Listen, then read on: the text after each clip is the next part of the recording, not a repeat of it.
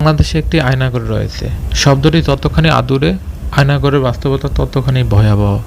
সম্প্রতি শেখ হাসিনা বাংলাদেশের প্রধানমন্ত্রী পদত্যাগ করে চলে যাওয়ার পর সেনাবাহিনী জানায় সমস্ত বন্দীদের মুক্তি দেওয়া হবে।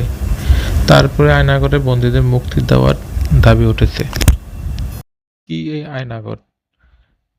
বাংলাদেশের প্রতিরক্ষা বাহিনী council, terrorism intelligence bureau (CTIB) দ্বারা পরিচালিত একটি গোপন আটক কেন্দ্রের নাম আয়নাঘর।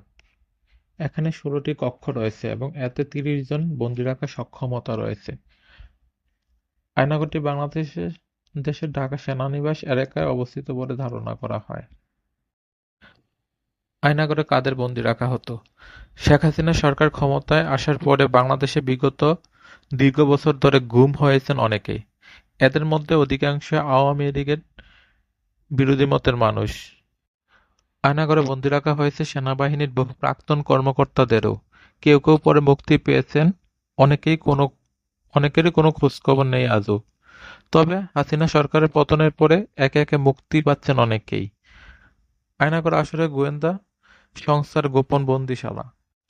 আয়নাঘরে যারা আটক আছেন তারা মানবেতর জীবনযাপন করছেন। দিনের পর দিন সেখানে নির্যাতন চলে। দীর্ঘদিন তারা ঘুমাতে পারেন না।